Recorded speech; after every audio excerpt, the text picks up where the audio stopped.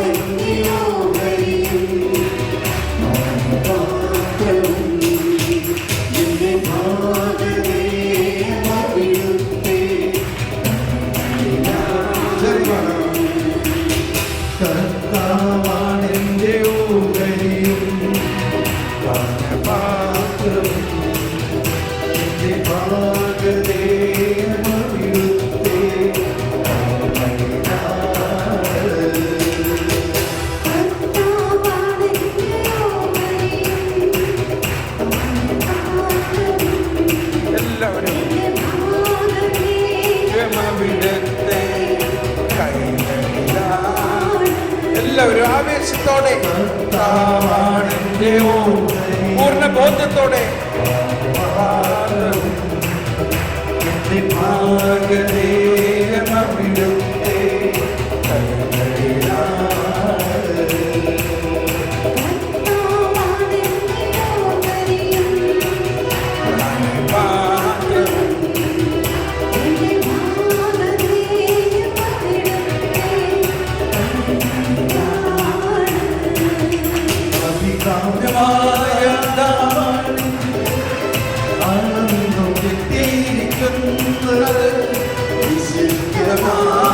അവകാശം ഉപദേശം നൽകുന്ന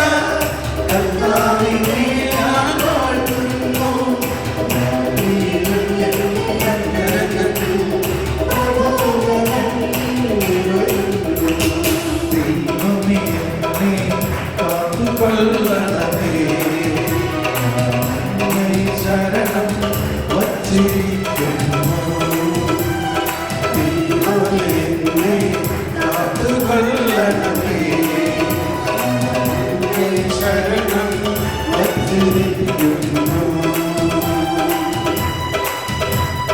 Praise the Lord.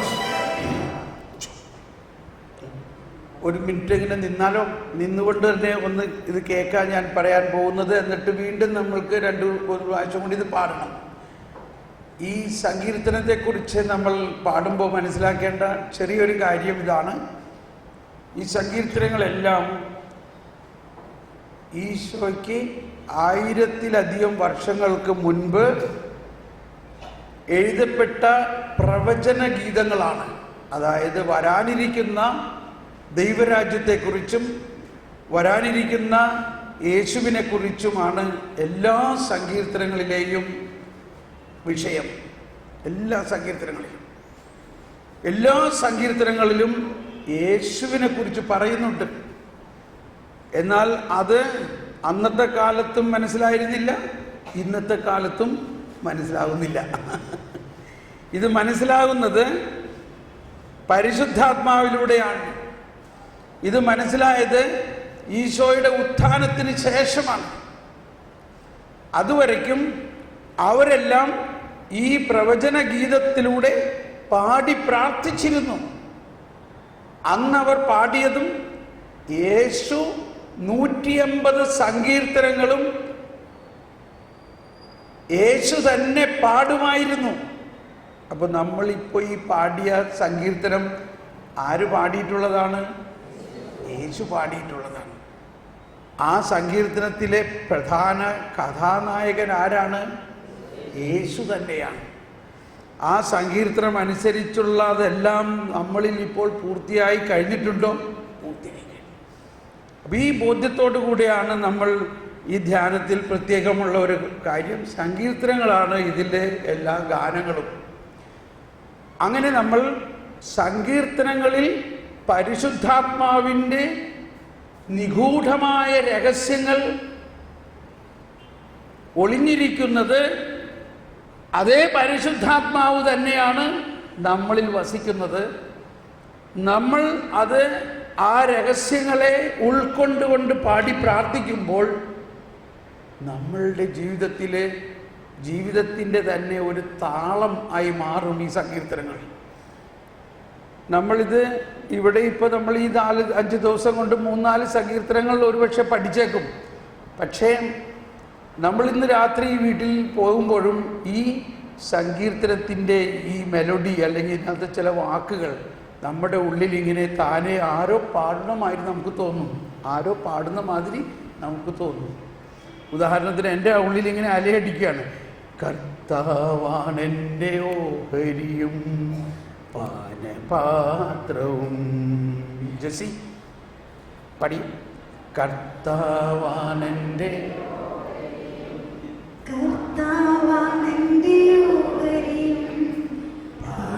പാനപാത്രവും എൻ്റെ ഭാഗധേയമവിടുത്തെ കൈകളിലാണ്.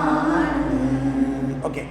അപ്പോൾ ഇങ്ങനെയുള്ള ഒരു ശകലം ഒരു 2 വരി അല്ലെങ്കിൽ 1 വരി നമ്മുടെ ഉള്ളിൽ ഇങ്ങനെ അലയടിച്ചാൽ മതി. ആ ആശയം മുഴുവനും നമ്മുടെ ഉള്ളിൽ വരികയും നമ്മൾ യേശുവിനോടൊപ്പം, മാതാവിനോടൊപ്പം, ഔസപിതാവിനോടൊപ്പം, സകല വിശുദ്ധന്മാരോടൊപ്പം പ്രാർത്ഥിക്കുന്ന ഒരവസ്ഥയിലേക്ക് നീങ്ങുകയാണ്. അപ്പോൾ ഈ സങ്കീർത്തനങ്ങളിലെല്ലാം പറയുന്നത് ദൈവം രക്ഷകനായ യേശുവിനെ അയക്കുന്ന രഹസ്യങ്ങളും ആ യേശു നമ്മുടെ സകല പാപങ്ങളും ഏറ്റെടുത്ത് കഴിഞ്ഞിരിക്കുന്നു എന്നതും, ആ യേശു നമ്മളിൽ വസിക്കുന്നു എന്നതും, ആ യേശു നമ്മളെ സ്വർഗത്തിലേക്ക് കൊണ്ടുപോകും. അതാണ് ഈശോ പറഞ്ഞത്, ഞാൻ വന്ന് നിങ്ങൾക്കൊരു സ്ഥലം ഒരുക്കി, ഞാനായിരിക്കുന്നിടത്ത്, എല്ലാവരും പറഞ്ഞ ബാക്കി, ഞാനായിരിക്കുന്നിടത്ത് നിങ്ങളുമായിരിക്കാൻ വേണ്ടി ഞാൻ വീണ്ടും വന്ന് നിങ്ങളെയും കൂട്ടി കൊണ്ടുപോകും. നമ്മൾ ഒന്നുകൊണ്ടും ആകുലപ്പെടേണ്ട ആവശ്യമില്ല. നമ്മളെല്ലാവരും സ്വർഗത്തിൽ പോകും എന്നുള്ളതിന് യാതൊരു സംശയവുമില്ല. പക്ഷെ അത് ഇവിടെ വെച്ച് നമുക്ക് അനുഭവമാകും. അതാണ് വിശ്വാസം. ഈ ബോധ്യത്തോടു കൂടി ഒരിക്കൽ കൂടി നമ്മൾക്ക് ഇതിൻ്റെ ആദ്യത്തെ ചില വരികൾ പാടിയിട്ട് ഇതെല്ലാം സംഭവിച്ച് കഴിഞ്ഞിരിക്കുന്നു എന്നും ഇതിലൂടെ നമുക്ക് വലിയ അവകാശമാണ് കിട്ടിയിരിക്കുന്നതെന്നും നമ്മൾ അതിനെക്കുറിച്ച് അറിയാൻ സങ്കീർത്തനത്തിൽ തന്നെ പാടുന്നുണ്ട്. രാത്രിയിലും പ്രബോധനം നമ്മുടെ ഉള്ളിൽ നിറയുന്നു. രാത്രിയിൽ, അപ്പോൾ പിന്നെ പകലത്തെ കാര്യം. പ്രബോധനം നമ്മളിൽ നിറയണം. നമുക്ക് കിട്ടിയിരിക്കുന്ന ഈ ദാനത്തെക്കുറിച്ചുള്ള പ്രബോധനം നമ്മളിൽ നിറയണം. നമ്മൾ ആരെങ്കിലും അവിടെ പറഞ്ഞു ഇവിടെ പറഞ്ഞു എന്ന് കേട്ടാൽ പോരാ. പ്രബോധനം എന്ന് പറയുന്നു എന്നുള്ളതാണ്. Yes, start. കൈ അടിച്ച് പാടാം.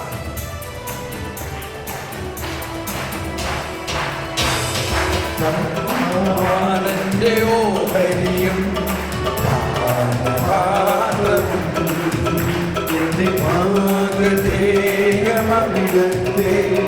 കൈകളിലാണ്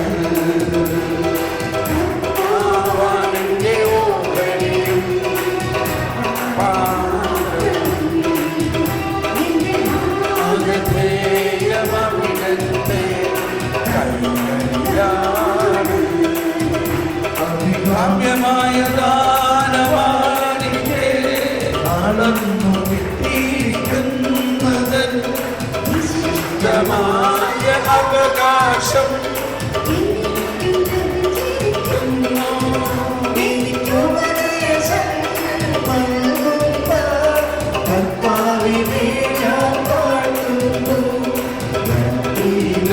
എന്റെ അന്തരംഗത്തിൽ പ്രബോധനം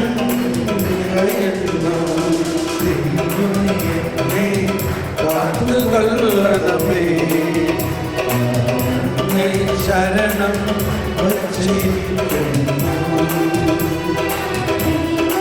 എന്നെ കാത്തുകൊള്ളണമേ, ശരണം.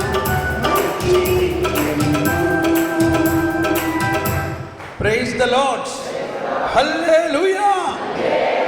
Hallelujah. നമുക്കിരിക്കാം. ഇതുവരെ കേട്ട ക്ലാസ്സും ഇതൊക്കെ കേട്ടിട്ട് എന്താ തോന്നണേ? ഇത് സാധാരണ ധ്യാനത്തിൽ നിന്നും വ്യത്യസ്തമായ ഒരു ധ്യാന ശൈലി തന്നെയാണെന്ന് തോന്നുന്നുണ്ടോ? അതായത് സാധാരണ ധ്യാനത്തിൽ നമ്മൾ ഓരോ വിഷയമാണ്, ഇന്ന മണിക്ക് ഇന്ന വിഷയം, പാപം, പശ്ചാത്താപം, ഇങ്ങനെ. അങ്ങനെയല്ല ഈ ധ്യാനം. ഇപ്പോൾ ഞാൻ രാവിലെ പറയാൻ വന്ന കാര്യമൊന്നും പറയാൻ പറ്റിയിട്ടില്ല, അതിന് വരണുള്ളൂ. അപ്പോൾ ആരാണത് നയിക്കുന്നത്? പരിശുദ്ധാത്മാവ് തന്നെയാണ് നയിക്കുന്നത്. എൻ്റെ കയ്യിൽ വല്ല പുസ്തകമോ നോട്ട് ബുക്കോ വല്ല കുറിപ്പോ ഉണ്ടോ? ഇതെല്ലാം നിങ്ങളും കരിസ്മാറ്റിക് ലീഡേഴ്സാണ്, വചനം പറയുന്നവരാണ്. ഇത് നിങ്ങൾക്ക് തരുന്ന ഒരു മോഡലാണ്. ഞാൻ ഒരു കടലാസിലും എഴുതി കൊണ്ടുവന്നിട്ടില്ല. അതുകൊണ്ടാണ് ഈശോ തന്നെ പറഞ്ഞത്, ലൂക്ക 12:12 പറയുന്നത്, പരിശുദ്ധാത്മാവ് ആ നിമിഷം നിങ്ങളോട് പറഞ്ഞു തരും നിങ്ങൾ എന്ത് പറയണമെന്ന്. അങ്ങനെ ഒരു വചനപ്രഘോഷണ രീതി നമുക്കുണ്ടാകണം. അപ്പോൾ നിങ്ങളും അതിനുവേണ്ടി പ്രാർത്ഥിക്കണം. അല്ലെങ്കിൽ നമ്മളൊരു കടലാസിൽ ഒന്ന് കുറിച്ച് വെച്ചു, ഏത് സബ്ജക്റ്റാണ് വേണ്ടത്, ദൈവസ്നേഹമാണെങ്കിൽ ആ കടലാസ് എടുക്കും, പാപമാണെങ്കിൽ ആ കടലാസ് എടുക്കും. അപ്പോൾ എന്നും നമ്മൾ പറയണത് അതേ സബ്ജക്റ്റ് തന്നെ ആയിരിക്കും. മനസ്സിലാവുന്നുണ്ടോ? പക്ഷെ ആ കടലാസ് വിടണം. പരിശുദ്ധാത്മാവ് നമ്മളെ ഓരോ സമൂഹത്തിനും ആവശ്യമുള്ളതനുസരിച്ച് അവരുടെ ഹൃദയത്തിൽ വസിക്കുന്ന പരിശുദ്ധാത്മാവ് എൻ്റെ ഹൃദയത്തിൽ മന്ത്രിക്കുകയാണ്, ഇത് പറയും. അങ്ങനെയാണ് ഈ ടോക്ക് മുഴുവനും നീങ്ങാൻ പോകുന്നത്. മനസ്സിലാകുന്നുണ്ടോ? അപ്പോൾ ഇത് നിങ്ങൾ അതുപോലെ തന്നെയുള്ള അഭിഷേകം നിങ്ങൾക്കും കിട്ടാം. കാരണം ഈ പരിശുദ്ധാത്മാവ് തന്നെയാണ് നമ്മളെല്ലാവരിലും വസിക്കുന്നത്. നിങ്ങളതിനു വേണ്ടി ആഗ്രഹിക്കണം. അപ്പോൾ ഇവിടെ നമ്മൾക്ക് ഈ ദിവസങ്ങളിൽ കേൾക്കാൻ പോകുന്നത് സാധാരണ കേൾക്കാത്തതാകാം. പക്ഷെ അതോർത്ത് നിങ്ങൾ വിഷമിക്കേണ്ട. മനസ്സിലാകാൻ ബുദ്ധിമുട്ടുണ്ടെന്ന് എല്ലാവരും പറയാറുണ്ടെങ്കിലും പിന്നീട് പറയാറുണ്ട് എല്ലാം മനസ്സിലായിരുന്നില്ലേ? എല്ലാം മനസ്സിലായി. കാരണം ഇത് മനസ്സിലാക്കി തരുന്ന പരിശുദ്ധാത്മാവ് നമ്മുടെ ഉള്ളിലുണ്ട്. Praise the Lord. അപ്പോൾ ഇതുവരെ കേട്ടത് എന്ത് മനസ്സിലായി എന്ന് ഇപ്പം നമുക്ക് കാണാം. മനസ്സിലായോ? അപ്പോൾ മനസ്സിലായവരും ഇപ്പോൾ നമ്മൾ ഭക്ഷണ സമയത്ത് ഞാൻ പറഞ്ഞില്ലേ, നിങ്ങൾ പരസ്പരം സംസാരിക്കണം. എന്നാൽ ഇപ്പം തന്നെ ഒന്ന് അടുത്തിരിക്കുന്ന ആളോട് ഒന്ന് സംസാരിച്ച് നിങ്ങൾ ഈ കഴിഞ്ഞ ഉച്ചവരെയുള്ള ക്ലാസ്സിൽ നിങ്ങൾക്ക് കിട്ടിയ ബോധ്യങ്ങൾ എന്താണെന്ന് അടുത്തിരിക്കുന്ന ആളോടൊന്ന് പറയും. ഇതൊക്കെ ഈ ധ്യാനശൈലിയാണ്. നിങ്ങളെ ഏറ്റവും സ്വാധീനിച്ചത് കഴിഞ്ഞ ക്ലാസ്സിൽ ഉച്ചവരെയുള്ള പ്രഭാഷണത്തിൽ നിങ്ങളെ ഏറ്റവും ആകർഷിച്ച 1-2 കാര്യം അടുത്തിരിക്കുന്ന ആളോട് പങ്കുവയ്ക്കുക.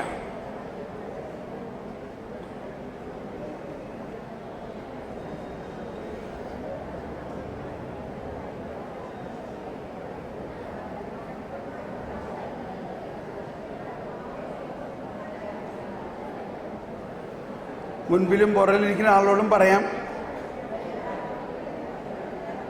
പറഞ്ഞോ, ധൈര്യമായിട്ട് പറഞ്ഞോ.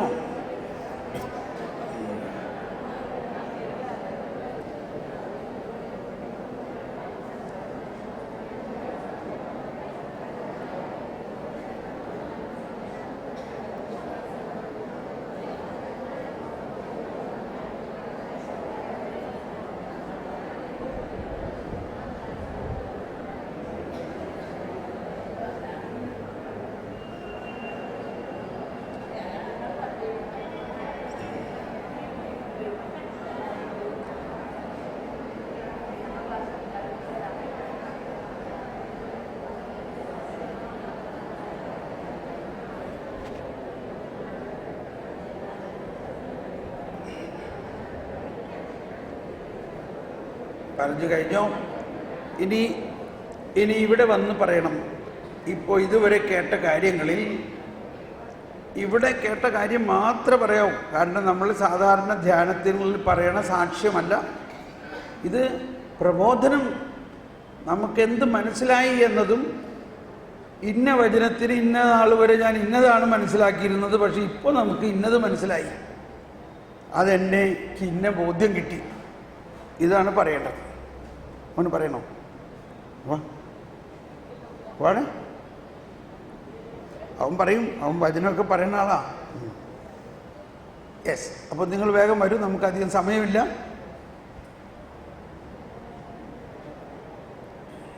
യെസ്.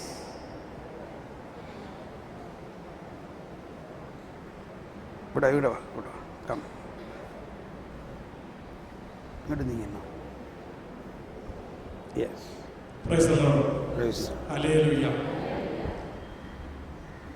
നമ്മളെല്ലാവരും ദൈവാത്മാവിന് വേണ്ടി ദാഹിച്ചു വന്നിരിക്കുന്നതാണ്. ഒത്തിരിയേറെ ആ ദൈവികമായ കാര്യങ്ങളിൽ നിന്നൊക്കെ അനുഭവിച്ചറിയാൻ സാധിക്കുന്ന ദൈവത്തിൻ്റെ അനുഗ്രഹ വേദിയാണ്. അപ്പോൾ എനിക്ക് 2 കാര്യങ്ങൾ ഇപ്പോൾ എൻ്റെ അടുത്തിരിക്കുന്ന ജെൻസനുമായിട്ട് ഞാൻ സംസാരിച്ചു കഴിഞ്ഞപ്പോൾ, ഒന്ന്, നമ്മൾ നിത്യജീവൻ എന്ന വാക്ക് നമ്മൾ പലപ്പോഴും ഉപയോഗിക്കുകയും നമ്മൾ കേൾക്കുകയും ചെയ്യുന്നുണ്ടെങ്കിലും വ്യത്യസ്തമായ ചിന്താഗതികളാണ്. അത് ഏക ചിന്താഗതിയിലേക്ക് നമ്മൾ നയിച്ചു. ഏകസത്യമായ ദൈവം അയച്ച ക്രിസ്തുവും, അതാണ് ഏകസത്യ ദൈവം. ആ ഒരു ബോധ്യം നമ്മളിലേക്ക് കടന്നു വന്നു എല്ലാവരിലേക്കും. മറ്റൊന്ന്, പരിശുദ്ധാത്മാവിനെ നമ്മളെപ്പോഴും എല്ലാ ധ്യാനത്തിനും അല്ലെങ്കിൽ മറ്റു കൂട്ടായ്മകളിലൊക്കെ നമ്മൾ ഇവിടെ ബഹുമാനപ്പെട്ട ബ്രദർ പറഞ്ഞ പോലെ നമ്മൾ ഒരുപാട് ഉച്ചത്തിൽ നമ്മൾ വിളിക്കാറുണ്ട് പരിശുദ്ധാത്മാവ് എഴുന്നില്ല. അങ്ങനെ വിളിക്കുമ്പോൾ പലപ്പോഴും പലരുടെയും മനസ്സിൽ സ്വർഗത്തിൽ നിന്ന് നമ്മൾ പരിശുദ്ധാത്മാവിനെ നമ്മൾ ഹൃദയത്തിലേക്ക് വിളിക്കുന്നതായിട്ടാണ് നമ്മൾ പലപ്പോഴും ഹൃദയ ചിന്തകളിലൂടെ കടത്തി കൊണ്ടുപോകുന്നത്. പക്ഷെ അതല്ല, നമ്മളിൽ വസിക്കുന്നുണ്ട് പരിശുദ്ധാത്മാവ്. പക്ഷെ പലപ്പോഴും നമ്മളതിന് ചാരം മൂടിയ അവസ്ഥയിൽ ആണ് ഈ പരിശുദ്ധാത്മാവിനെ നമ്മളുടെ ഉള്ളിൻ്റെ ഉള്ളിൽ വെച്ചിരിക്കുന്നത്. അപ്പോൾ ആ ചാരം മൂടിക്കളഞ്ഞ് പരിശുദ്ധാത്മാവിനെ എപ്പോഴും ജ്വലിപ്പിച്ച് നിർത്തണം. നമ്മളുടെ ഏതൊരു അവസ്ഥയിലും പരിശുദ്ധാത്മാവ് നമ്മോട് കൂടെ ഉണ്ട് എന്ന ഒരു ബോധ്യം നമുക്കിവിടെ ലഭിച്ചു.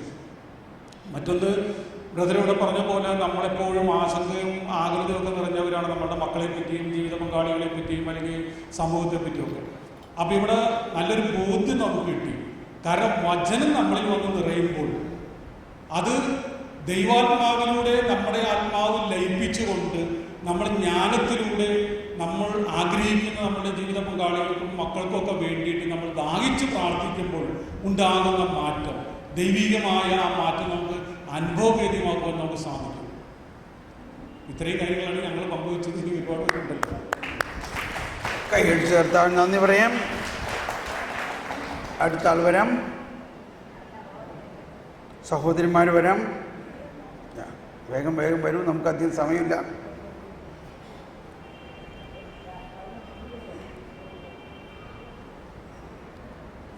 ദൈവത്തിന് നന്ദി.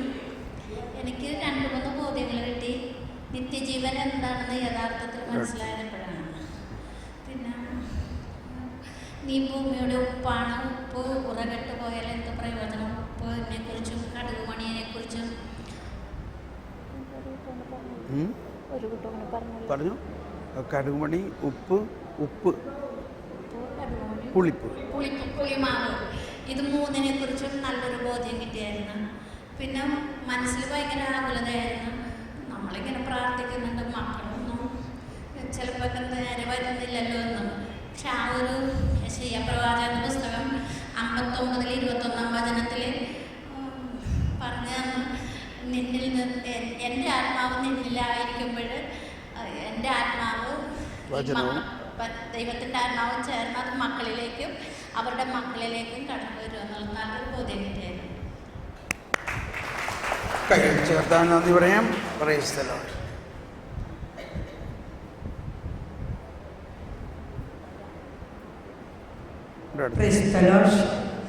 പ്രിയപ്പെട്ടവരെ, എനിക്ക് ബോധ്യം കിട്ടിയത്, ഒരുപാട് സന്തോഷത്തോടെ ഞാനിവിടെ നിൽക്കുന്നത്, ഈ കാലഘട്ടത്തിൽ തോമസ് പോൾ ബ്രദറിനെ പോലുള്ള സുവിശേഷ പ്രഘോഷകരെയാണ് ആവശ്യം.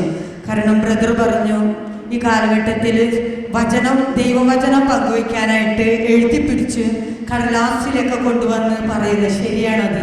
വചനം നമ്മൾ പ്രഘോഷിക്കുമ്പോൾ കടലാസിൽ എഴുതിപ്പിടിക്കേണ്ട ദൈവിക ജ്ഞാനവും വചനവും നമ്മുടെ ഹൃദയത്തിലുണ്ടെങ്കിൽ ആ വചനം പരിശുദ്ധാത്മാവ് ഇങ്ങനെ പറഞ്ഞുകൊണ്ടിരിക്കും.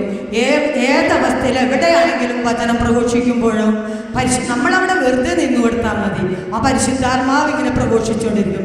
ഏറ്റവും ബോധ്യപ്പെട്ട, എനിക്ക് ഏറ്റവും സന്തോഷമായ കാര്യമാണ് ബ്രദർ പറഞ്ഞത്. അതുപോലെ തന്നെ ഇന്ന് നശ്വരമായ അപ്പത്തിന് വേണ്ടി ഓടി നടക്കുമ്പോൾ, ഈ ഭൗതിക ഭക്ഷണത്തിന് വേണ്ടി ഓടി നടക്കുകയല്ല. യോഹന്നാൻ 6:27 പറയുന്നത് പോലെ നശ്വരമായ അപ്പത്തിന് വേണ്ടി നിങ്ങൾ ഓടി നടക്കാതെ അനശ്വരമായ അപ്പം, മനുഷ്യപുത്രൻ നൽകുന്ന അനശ്വരമായ അപ്പത്തിന് വേണ്ടി നിങ്ങൾ അധ്വാനിക്കുവിൻ. ഇതാണ് പ്രിയപ്പെട്ട മക്കളെ നമുക്ക് ആവശ്യം. അതുപോലെ തന്നെ ബ്രദർ പറഞ്ഞു, യോഹന്നാൻ 17:3 പറഞ്ഞു, ഇതാ നിത്യജീവൻ എന്താണെന്ന്, ഏക സത്യദൈവമായ അങ്ങയെയും അങ്ങയച്ച യേശു ക്രിസ്തുവിനെ അറിയുക എന്നതാണ് നിത്യജീവൻ. ഈ കാലഘട്ടത്തിൽ ഇത് തന്നെയാണ് ആവശ്യം. ഇങ്ങനെയുള്ള വചന പ്രഘോഷകരെ നേകമുണ്ടാകുവാനായിട്ട് നമ്മൾ ഓരോരുത്തരും തീഷ്ണതയോടെ പ്രാർത്ഥിക്കണമെന്ന് ഞാൻ ആഗ്രഹിക്കുന്നു, പ്രാർത്ഥിക്കുന്നു. ഒരുപാട് സന്തോഷത്തോടെ ഈശോയ്ക്ക് ഒരുപാട് നന്ദി പറയുന്നു. Praise the Lord. Praise the Lord. ഇനി ആരെങ്കിലും ഉണ്ടോ? വരൂ.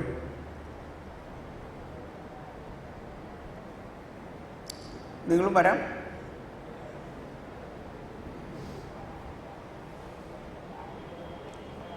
സഹോദരിമാരിൽ ഒരാൾ കൂടി വരാം.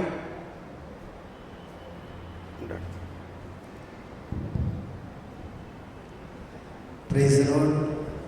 പ്രിയപ്പെട്ടവരെ, നമ്മളിന്ന് രാവിലെ തൊട്ട് കേട്ടതിൽ സൃഷ്ടാവിനെ കുറിച്ചും സൃഷ്ടിയെക്കുറിച്ചും നമ്മൾ കേട്ട്, നമ്മൾ വാസ്തവത്തിൽ നമ്മുടെ മക്കളെ 1-ാം ക്ലാസ് മുതൽ 10-20 വർഷം നമ്മൾ സൃഷ്ടിയെക്കുറിച്ച് അറിയാൻ വേണ്ടി പഠിപ്പിക്കുന്നു. എങ്കിൽ സൃഷ്ടാവിനെ കുറിച്ച് അറിയാൻ വേണ്ടി നമ്മളവരെ പഠിപ്പിക്കാറില്ല. ഈ ലോകത്തിലെ കാര്യങ്ങൾക്ക് വേണ്ടി നമ്മളവരെ പഠിപ്പിക്കുന്നു. പ്രിയപ്പെട്ടവരെ, സൃഷ്ടാവിനെ കുറിച്ച് അറിയണമെങ്കിൽ ഒന്നാമതായിട്ട് ദൈവിക ജ്ഞാനം നമുക്ക് ലഭിക്കണം. നമ്മുടെ ബുദ്ധി കൊണ്ടും നമ്മുടെ ചിന്തകളും നമ്മുടെ തീരുമാനങ്ങളും അനുസരിച്ച് നമ്മൾ ഈ ഭൂമിയിൽ ജീവിക്കുമ്പോൾ സൃഷ്ടാവിനെ കുറിച്ച് അറിയുവാനായിട്ട് കഴിയുകയില്ല. സൃഷ്ടാവിനെ കുറിച്ച് നമ്മൾ അറിയണമെങ്കിൽ നിരന്തരം ബ്രദർ പറഞ്ഞതുപോലെ വെളുപ്പിനെഴുന്നേറ്റ് ജ്ഞാനത്തിൻ്റെ പുസ്തകം 6:14 അത് വായിച്ചുകൊണ്ട് നമ്മൾ ജ്ഞാനത്തിന് വേണ്ടി പ്രാർത്ഥിക്കുമ്പോൾ ദൈവം നമ്മുടെ ജീവിതത്തെ നയിക്കും. ദൈവത്തിൻ്റെ പരിശുദ്ധാത്മാവ് നമ്മളെ വഴി നടത്തും. നമ്മുടെ ആകുലതകളും ഉത്കണ്ഠകളും എല്ലാം വിട്ടുപോകും. ഇത്രയും ബോധ്യമാണ് എനിക്ക് ലഭിച്ചത്. Praise the Lord. കൈ അടിച്ചു ചേർത്താൻ നന്ദി പറയാം. സഹോദരിമാരൊരാൾ കൂടി വരിക.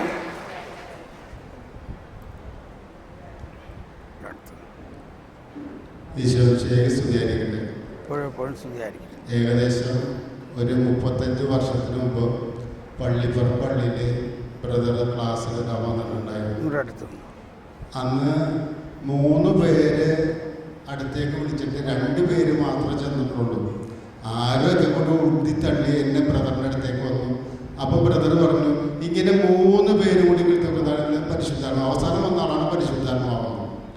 അപ്പോൾ ഞാൻ പറയേണ്ട വന്ന അത് ആദ്യത്തെ കാര്യം പറഞ്ഞു. പക്ഷെ ഇപ്പോൾ എനിക്ക് മനസ്സിലായി, ബാബു പറഞ്ഞതിന് എനിക്ക് പറയുന്നത് സൃഷ്ടിയുടെ ആ സൃഷ്ടി കർമ്മത്തിൽ സൃഷ്ടാവിനെ മറന്നുകൊണ്ട് സൃഷ്ടിയെ അന്വേഷിച്ച് പോകുന്ന മക്കളാണ് നമ്മളെല്ലാവരും എന്നാണ് എൻ്റെ ഇതുവരെയുള്ള ജീവിതത്തിൽ. പക്ഷേ ഒരു കാര്യം മനസ്സിലായി, ജ്ഞാനത്തിൻ്റെ പുസ്തകം 9-ാം അധ്യായത്തിൽ 10-ാം തിരുവചനങ്ങളുണ്ട്. വിശുദ്ധ സ്വർഗത്തിൽ നിന്ന് അവരുടെ മഹത്വത്തിൻ്റെ സിംഹാസനത്തിൽ നിന്ന് എനിക്ക് ജ്ഞാനത്തെ അയച്ചു തന്നു.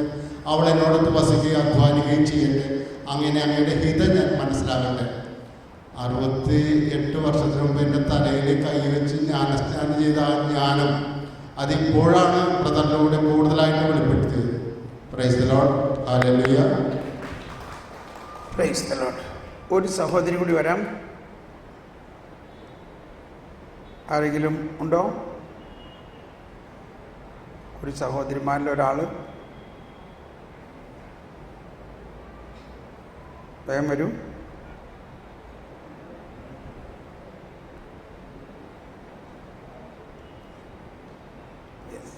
വരൂ.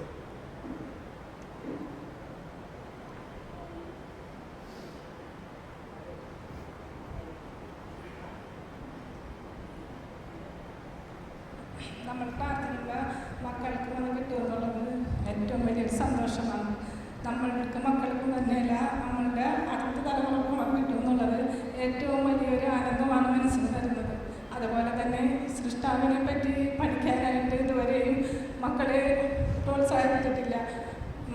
വേദപാഠത്തിനൊക്കെ പറഞ്ഞെടുക്കുമെങ്കിലും ഈ ദൈവത്തിൻ്റെതായിട്ടുള്ള കാര്യങ്ങൾക്കാണ് മുൻതൂക്കം കൊടുക്കേണ്ടതെന്നുള്ള വസ്തുത ഇതുവരെയും മക്കൾക്ക് പറഞ്ഞു കൊടുത്തിട്ടില്ല.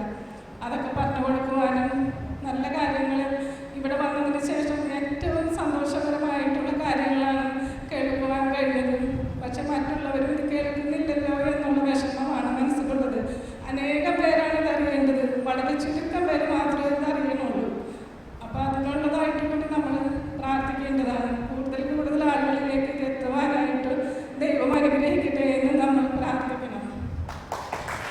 Praise the Lord.